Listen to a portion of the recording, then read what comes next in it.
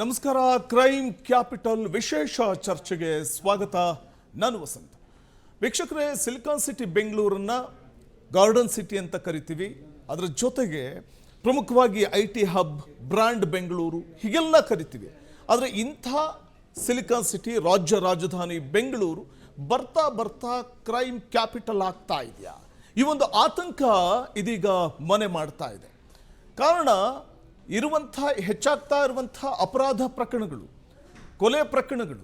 So ಹಾಗಾಗಿ ದೇಶದಲ್ಲೇ ಬೆಂಗಳೂರಿನತ್ತ ತಿರುಗಿ ನೋಡುವಂಥ ಒಂದು ಪರಿಸ್ಥಿತಿ, ಅದು ಕ್ರೈಮ್ ವಿಚಾರಗಳ ಒಂದು ವಿಚಾರವಾಗಿ ಪ್ರಮುಖವಾಗಿ ಕ್ರೈಮ್ ಸಿಟಿ ಆಗ್ತಾ ಇದೆಯಾ, ಕ್ರೈಮ್ ಹಬ್ ಆಗ್ತಾ ಇದೆಯಾ ಅನ್ನುವಂಥ ಒಂದು ವಿಚಾರವನ್ನು ಮುಂದಿಟ್ಕೊಂಡು ನಾವು ಇವತ್ತು ಚರ್ಚೆಯನ್ನು ಮಾಡ್ತಿದ್ವಿ. ಇದೇ ಈ ಹೊತ್ತಿನ ವಿಶೇಷ ಚರ್ಚಾ ಕಾರ್ಯಕ್ರಮ ಕ್ರೈಮ್ ಕ್ಯಾಪಿಟಲ್.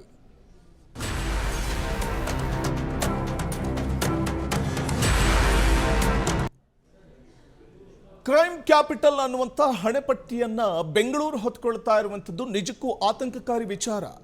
ಸಿಲಿಕಾನ್ ಸಿಟಿ ಬೆಂಗಳೂರಿನಲ್ಲಿ, ಗಾರ್ಡನ್ ಸಿಟಿ ಬೆಂಗಳೂರಿನಲ್ಲಿ, IT ಹಬ್ ಅಂತ ಕರೆಸಿಕೊಳ್ಳುವಂಥ ಬೆಂಗಳೂರಿನಲ್ಲಿ ಕ್ರೈಮ್ ಕ್ಯಾಪಿಟಲ್ ಅನ್ನುವಂಥ ಒಂದು ಹಣೆಪಟ್ಟಿ ಇದೆಯಲ್ಲ, ಅಂತ ಒಂದು ಕುಖ್ಯಾತಿ ಬೆಂಗಳೂರಿಗೆ ತಗುಲುತ್ತೆ ಅಂತಂದ್ರೆ ಅದು ನಿಜಕ್ಕೂ ಬೆಂಗಳೂರಿಗೆ ಬಹುದೊಡ್ಡ ಕಪ್ಪು ಚುಕ್ಕೆ, ಕರ್ನಾಟಕಕ್ಕೆ ಬಹುದೊಡ್ಡ ಕಪ್ಪು ಚುಕ್ಕೆ. NCRB ಶಾಕಿಂಗ್ ರಿಪೋರ್ಟ್ ಕೊಡ್ತಾ ಇದೆ ಈ ಬಗ್ಗೆ.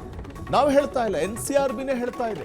ಒಂದೇ ವರ್ಷ 176 ಕೇಸ್ಗಳಾಗಿದೆ, ಮರ್ಡರ್ ಕೇಸ್ ಸಿಟಿಯಲ್ಲಿ. ಪ್ರತಿದಿನ 2 ದಿನಕ್ಕೊಂದು ನಡೆಯುವಂಥ ಮರ್ಡರ್. ತಿಂಗಳಿಗೆ ಸರಾಸರಿ 15, ವಾರಕ್ಕೆ 3 ರಿಂದ 4 ಹತ್ಯೆಗಳಾಗುತ್ತೆ.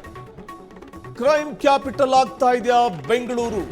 IT ಹಬ್ ಈಗ ಕ್ರೈಮ್ ಕ್ಯಾಪಿಟಲ್ ಆಗ್ತಾ ಇದೆಯಾ ಅನ್ನುವಂಥ ಆತಂಕವನ್ನ ಇದೀಗ NCRB ಕೊಡ್ತಾ ಇರುವಂಥ ರಿಪೋರ್ಟ್ ಹೇಳ್ತಾ ಇದೆ. NCRB ರಿಪೋರ್ಟ್ ಒಂದು ರೀತಿಯಲ್ಲಿ ಆತಂಕವನ್ನ ಹುಟ್ಟು ಹಾಕ್ತಾ ಇರುವಂಥದ್ದು, ಆತಂಕವನ್ನು ಉಂಟು ಮಾಡ್ತಾ ಇದೆ. ಯಾಕಂದ್ರೆ ಕ್ರೈಮ್ ಸಿಟಿ ಬೆಂಗಳೂರು ಅಂತ ಕರೆಸ್ಕೊಳ್ಳುವಂಥದ್ದು ನಿಜಕ್ಕೂ ನಮಗೆ ಇದು ಒಂದು ರೀತಿಯ ಶಾಕಿಂಗ್. ಇದು ಅದರಲ್ಲೂ ಸಿಲಿಕಾನ್ ಸಿಟಿ ಬೆಂಗಳೂರಿಗರಿಗೆ ಶಾಕಿಂಗ್ ವಿಚಾರ ಇದು. ಇಂಥ ಬೆಳವಣಿಗೆಗಳು ನಡೆಯುತ್ತೆ ಸಿಲಿಕಾನ್ ಸಿಟಿ ಬೆಂಗಳೂರಿನಲ್ಲಿ. ಇಂಥವುಗಳನ್ನು ಹತ್ತಿಕ್ಕುವಂಥ ಒಂದು ಕೆಲಸ ಪೊಲೀಸ್ ಇಲಾಖೆಯಿಂದ ಆಗಬೇಕಾಗತ್ತೆ. ಪೊಲೀಸ್ ಇಲಾಖೆ ಇಂತಹ ಪ್ರಕರಣಗಳು ಭವಿಷ್ಯದಲ್ಲಿ ನಡೆಯದಂತೆ ನೋಡ್ಕೋಬೇಕಾಗುತ್ತೆ. ಮುಂಬೈ, ಚೆನ್ನೈಗಿಂತಲೂ ಬೆಂಗಳೂರಲ್ಲಿ ಹೈ ಕ್ರೈಮ್ ಗ್ರಾಫ್ ಏರಿಕೆ ಆಗಿದೆ. 499 ಕೊಲೆಗಳೊಂದಿಗೆ ಮೊದಲ ಸ್ಥಾನದಲ್ಲಿರುವುದು ದೆಹಲಿ. ಅಂಕಿಅಂಶಗಳನ್ನು ಕೊಡ್ತಾ ಹೋಗ್ತೀನಿ. ಕೋಲ್ಕತ್ತಾದಲ್ಲಿ ಕೇವಲ 57 ಕೊಲೆ ಪ್ರಕರಣಗಳು ದಾಖಲಾಗಿವೆ. ಇನ್ನು ಬೆಂಗಳೂರಿನಲ್ಲಿ ನಡೀತಾ ಇರುವುದು ಗ್ಯಾಂಗ್ ವಾರ್ಗಳಲ್ಲ, ಅಥವಾ ಭೂಗತ ಚಟುವಟಿಕೆಗಳಲ್ಲಿ ಆಗ್ತಾ ಇರುವಂಥ ಕೊಲೆಯಲ್ಲ. ಜಗಳಗಳು ನಿತ್ಯದ ಸಣ್ಣ ಪುಟ್ಟ ಕೊಲೆಯಲ್ಲಿ ಅಂತ್ಯವಾಗ್ತಾ ಇದೆ. ರೋಡ್ ರೇಜ್, ಸಾಲದ ತಗಾದೆ, ಸೈಟ್ ವಿವಾದಗಳು, ಕ್ಷಣಿಕ ಕೋಪಕ್ಕೆ ನಡು ರಸ್ತೆಯಲ್ಲೇ ಮಚ್ಚುಲಾಂಗಳನ್ನು ಪ್ರದರ್ಶನ ಮಾಡ್ತಾ ಇರೋದು, ಹೊರವಲಯದಲ್ಲಿ CCTV ಮತ್ತು ಬೀದಿ ದೀಪಗಳ ಕೊರತೆ, ಕಳ್ಳರು ಮತ್ತು ಅಪರಾಧಿಗಳಿಗೆ ಈಸಿಯಾಗಿ ಸ್ಪೇಸ್ ಸಿಗುವಂತೆ ಮಾಡ್ತಾ ಇದೆ. ಹದಗೆಡ್ತಾ ಇದೆ ಕಾನೂನು ಸುವ್ಯವಸ್ಥೆ. ಸಿಲಿಕಾನ್ ಸಿಟಿಗೆ ಕಂಟಕವಾಗಿ ಪರಿಣಮಿಸ್ತಾ ಇರುವಂಥದ್ದು IT ಹಬ್ನ ಇಮೇಜ್ಗೆ ಈ ವರದಿ ಧಕ್ಕೆಯನ್ನು ತರ್ತಾ ಇದೆ. ಕೊಲೆ ಪ್ರಕರಣದಲ್ಲಿ ದೇಶದಲ್ಲೇ ಬೆಂಗಳೂರು ನಂಬರ್ 2 ಅನ್ನುವಂಥ ಒಂದು ಆತಂಕಕಾರಿ, ಆಘಾತಕಾರಿ ವಿಚಾರ ಬಯಲಾಗ್ತಾ ಇದೆ. ಇದು ನಿಜಕ್ಕೂ ಆತಂಕವನ್ನು ಸೃಷ್ಟಿ ಮಾಡುತ್ತೆ. ನೆಲೆಸಿರುವಂಥ ಸಿಲಿಕಾನ್ ಸಿಟಿ ಬೆಂಗಳೂರಿನಲ್ಲಿ ನೆಲೆಸಿರುವಂಥ ಜನರಿಗೆ ಸುರಕ್ಷತೆ ಎಲ್ಲಿದೆ ಅನ್ನುವಂಥ ಒಂದು ಅಭದ್ರತೆಯ ಭಾವ ಕಾಡುವಂತೆ ಮಾಡ್ತಾ ಇದೆ.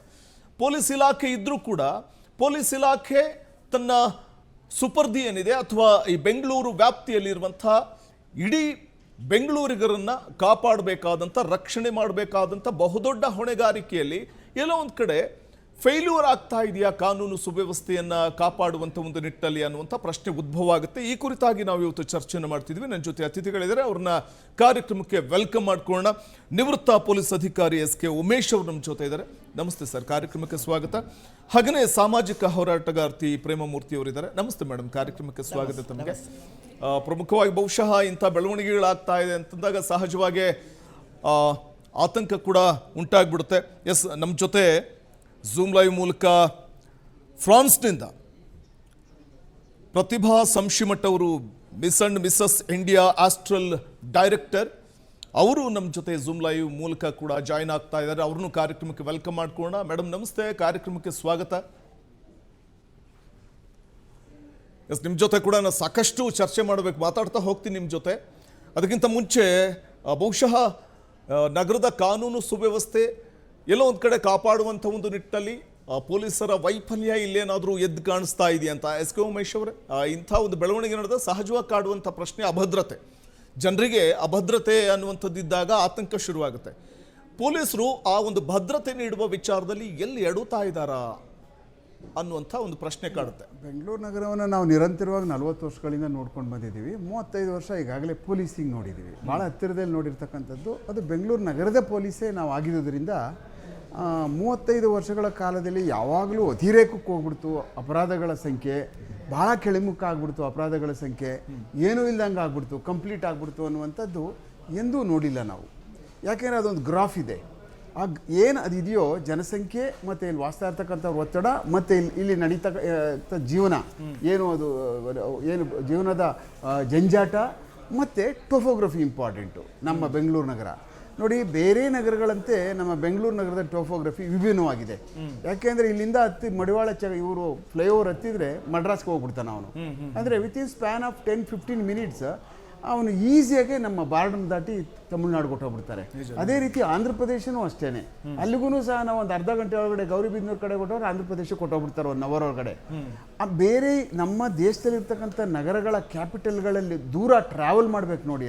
ಕ್ಯಾಪಿಟಲಿಂದ ಅವನು ಆಚೆ ತಪ್ಪಿಸ್ಕೊಂಡು ಹೋಗ್ಬೇಕಾದ್ರೆ ಮಿನಿಮಮ್ 3-4 ಅವರ್ಸು ಎಲ್ಲ ಕ್ಯಾಪಿಟಲ್ ಸಿಟಿಲಿರ್ತಕ್ಕಂಥ ಬೆಂಗಳೂರು ಏನು ಇಂಡಿಯಾ ದೇಶದಲ್ಲಿರ್ತಕ್ಕಂಥ ಕ್ಯಾಪಿಟಲ್ ಸಿಟಿಗಳು ಸೆಂಟ್ರ್ ಪಾಯಿಂಟಲ್ಲಿ ಇದ್ದಾವೆ ಎಕ್ಸೆಪ್ಟ್ ಬೆಂಗಳೂರು ಸಿಟಿ. ಒಂದು ಮೇನ್ ಡಿಸಡ್ವಾಂಟೇಜ್ ಏನು ಅಂದರೆ ಇಲ್ಲಿ ನಾವು ಅಪರಾಧಗಳನ್ನ ತಡೆಗಟ್ಟುವಂಥದ್ದು ಮತ್ತು ಅಪರಾಧಗಳನ್ನ ಬೇಗ ಪತ್ತೆ ಮಾಡಿ ಅವ್ರು ಹಿಡಿಯೋದಕ್ಕೆ ಡಿಸಡ್ವಾಂಟೇಜ್ ಏನು ಅಂದರೆ ಸ್ಟೇಟ್ ಬಾರ್ಡರ್ಸ್ಗಳು ನಮಗೆ ಭಾಳ ಬೇಗ ಇಲ್ಲಿಂದ ಏನಾದರೂ ನುಸುಕೊಂಡು ಆಚೆ ಹೊಟ್ಟೋಗ್ಬಿಡ್ತಾರೆ. ಅದಾದಮೇಲೆ ನಮ್ಗೆ ಗೊತ್ತಿದೆ ಎಷ್ಟು ಮಟ್ಟಿಗೆ ಬೇರೆ ರಾಜ್ಯಗಳಲ್ಲಿ ನಮ್ಗೆ ಸಪೋರ್ಟ್ ಮಾಡ್ತಾರೆ ಅಪರಾಧಗಳನ್ನ ಪತ್ತೆ ಕಾರ್ಯದಲ್ಲೇ ಆಗಲಿ ಮತ್ತು ಆರೋಪಿಗಳನ್ನ ಬಂಧಿಸಬೇಕಾದಂಥ ಸಮಯದಲ್ಲಿ ಅತ್ಯಂತ ಕಠಿಣವಾದಂಥ ಸವಾಲುಗಳನ್ನ ಪೊಲೀಸರು ಅಲ್ಲಿ ಎದುರಿಸಬೇಕಾಗುತ್ತೆ. ಇದೆಲ್ಲ ಅರಿತೆ ಬೆಂಗಳೂರು ನಗರಿಗೆ ಅತ್ಯಂತ ಹೆಚ್ಚಿನ ಕ್ರಿಮಿನಲ್ಗಳು ಬೇರೆ ರಾಜ್ಯದಲ್ಲಿ ಇರ್ತಕ್ಕಂಥ ಕ್ಯಾಪಿಟಲ್ ಸಿಟಿಗಿಂತ ಇಲ್ಲಿ ಜಾಸ್ತಿ ಬರ್ತಾರೆ. ಅನುಕೂಲ ಜಾಸ್ತಿ, ಅವ್ರಿಗೆ ತಪ್ಪಿಸ್ಕೊಂಡು ಹೋಗೋದಕ್ಕೂ ಅನುಕೂಲ ಆಗುತ್ತೆ. ಆದರೆ ಇತ್ತೀಚೆಗಿನ ದಿನಮಾನಗಳಲ್ಲಿ ಸುಮಾರು ಒಂದು 15 ವರ್ಷದಿಂದ ಏನು ಅತ್ಯಂತ ವಲಸೆ ಜನ ಬಾಂಬೆ ಮುಂಬೈ ನಗರದಂಥ ದೊಡ್ಡ ನಗರಕ್ಕೆ ಹೋಗಿ ಸೆಟ್ಲ್ ಆಗ್ತಾ ಇದ್ರು, ಅವರ ಸಂಖ್ಯೆ ಪೂರ್ಣ ಪ್ರಮಾಣದಲ್ಲಿ ಕಮ್ಮಿಯಾಗಿ ಅವರೆಲ್ಲ ಬೆಂಗಳೂರು ನಗರವನ್ನು ಕಾನ್ಸಂಟ್ರೇಟ್ ಮಾಡ್ತಾ ಇದ್ದಾರೆ. ಜನಸಂಖ್ಯಾ ಸ್ಫೋಟನು ಕೂಡ ಬಿಕಾಸ್ ಆಫ್ ಹೆವಿ ಏನು ನಮ್ಮಲ್ಲಿ ಇನ್ವೆಸ್ಟ್ಮೆಂಟು, ಡೆವಲಪ್ಮೆಂಟ್ಗಳು ಮತ್ತು ಇಲ್ಲಿ ಸಿಗ್ತಕ್ಕಂಥ ಸವಲತ್ತುಗಳು, ಆಮೇಲೆ ಬದುಕಿನ ಅವಕಾಶಗಳು, ಇವೆಲ್ಲ ಏನಾಗ್ತಾ ಇದೆ ಅಂದರೆ ಎಲ್ಲ ರಾಜ್ಯದ ಒಂದು ಮಿಡ್ಲ್ ಕ್ಲಾಸ್ ಆ್ಯಂಡ್ ಬಿಲೋ ಏನು ಲೇಬರ್ ಕ್ಲಾಸ್ಗಳಿದಾರೋ ಅವ್ರನ್ನ ಇಲ್ಲಿಗೆ ಸೆಳೀತಾ ಇರುವಂಥದ್ದು.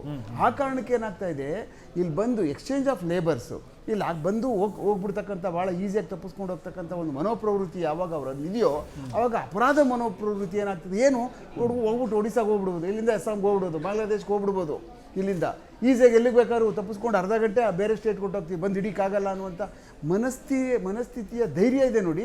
ಅದೇ ಜಾಸ್ತಿ ಅಪರಾಧಗಳನ್ನ ಇಲ್ಲಿ ಹುಟ್ಟಾಗ್ತಕ್ಕಂಥದ್ದು. ಇಂಥ ಕೇಸ್ಗಳು, ಈ ಮರ್ಡರ್ ಕೇಸ್ಗಳು ಹೆಚ್ಚಾಗ್ತಾ ಇರುವಂಥದ್ದು ನೋಡಿದಾಗ ಸಹಜವಾಗಿ ಕಾಡುವಂಥ ಒಂದು ಪ್ರಶ್ನೆ, ಸಾರ್ವಜನಿಕರ ಪ್ರಶ್ನೆಯನ್ನು ನಾನು ಕೇಳ್ತೀನಿ.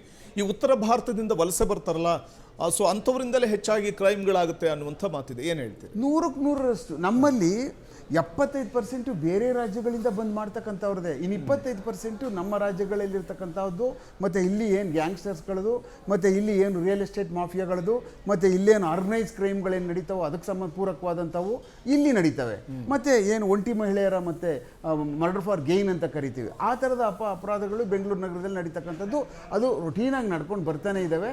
ಒಂದೊಂದು ಬೇರೆ ರಾಜ್ಯಗಳಿಂದಲೂ ಬಂದು ಈ ಥರ ಕೊಲೆಗಳನ್ನ ಮಾಡಿ ದೋಚ್ಕೊಂಡು ಹೋಗಿರ್ತಕ್ಕಂಥ ಪ್ರಕರಣಗಳನ್ನೂ ಸಹ ಆಗಿದ್ದಾವೆ ನಗರಗಳಲ್ಲಿ. ಅವ್ರನ್ನೂ ಸಹ ನಾವು ಬೆಂಗಳೂರು ನಗರದಲ್ಲಿ ಯಾರನ್ನೂ ಬಿಟ್ಟಿಲ್ಲ, ಎಲ್ಲ ಸಿಗ್ತಾರೆ, ಅಂದರೆ ಲೇಟ್ ಆಗುತ್ತೆ. ಬಟ್ ನಮ್ಮಲ್ಲಿ ಏನು ಅಂದರೆ ಹಿಡಿಯುವಂಥ ಸ್ಕೋಪ್ ಇದೆ ನೋಡಿ. ಅವ್ರು ತಪ್ಪಿಸ್ಕೊಂಡು ಹೋಗೋಕ್ಕಾಗದೆ ಅನ್ನುವಂಥದ್ದು, ಅವ್ರನ್ನ ಬ್ಯಾರಿಕೇಡ್ ಮಾಡಬೇಕಲ್ಲ ನಾವು. ಟೆರರಿಸ್ಟ್ಗೆ ಮಾಡೋಕ್ಕಾಗೋದಿಲ್ಲ, ಇವ್ರಿಗೆ ಮಾಡೋಕ್ಕಾಗುತ್ತೆ ನಾವು. ಬೆಂಗಳೂರು ನಗರಕ್ಕೆ ಒಕ್ಕದವ್ರನ್ನೇ ಆಚೆ ಸುಮ್ಮನೆ ಪೊಲೀಸ್ ಊಟ ಮಾಡ್ತಾ ಇದ್ದಾನೆ, ಸೊ ಅಲ್ಲಿಂದ ಈಸಿಯಾಗಿ ತಪ್ಪಿಸ್ಕೊಂಡು ಹೋಗ್ತಾರೆ. ಪೊಲೀಸ್ ಊಟಕ್ಕೆ ಹೋಗವನೇ ಅಂತಷ್ಟೊತ್ತಿಗೆ ಹೊಸರು ಊಟ ಬಿಡ್ತಾನೆ ಅವನು. ಅಲ್ಲಿ ನಮ್ಮ ಕೆಲಸ ಏನೂ ನಡೆಯಲ್ಲ, ನಮ್ಮ ಪೊಲೀಸ್ ಏನು ಮಾಡೋಕ್ಕಾಗಲ್ಲ, ಅಲ್ಲಿ ನಾವಲ್ಲಿ ಮಾನಿಟರ್ ಮಾಡೋಕ್ಕಾಗಲ್ಲ, ನಾವು ಅವ್ರನ್ನ ರಿಕ್ವೆಸ್ಟ್ ಮಾಡ್ಕೋಕ್ಕಾಗಲ್ಲ. ಇಟ್ ಈಸ್ ಭಾಳ ನಾವು ಇರ್ತಕ್ಕಂಥ ಟೊಫೋಗ್ರಫಿ ನಮ್ಮನ್ನ ಪೊಲೀಸಿಂಗ್ಗೆ ಭಾಳ ಅತ್ಯಂತ ಹಿಂದಕ್ಕೆ ತಳೀತಾ ಇದೆ. ಮೇಡಮ್, ಬಹುಶಃ ನಾವು ಎಲ್ಲಿ ಸೋಲ್ತಾ ಇದೀವಿ ಅಂತ ಅನ್ಸುತ್ತೆ? ಅಂದ್ರೆ ಈ ಕ್ರೈಮ್ ಕ್ಯಾಪಿಟಲ್ ಆಗ್ತಾ ಇದೆ ಬೆಂಗಳೂರು ಅಂತಂದಾಗ ಸಾಮಾಜಿಕವಾಗಿ ನಾವು ಎಲ್ಲಿ ಸೋಲ್ತಾ ಇದೀವಿ ಅಂತ ಅನ್ಸುತ್ತೆ?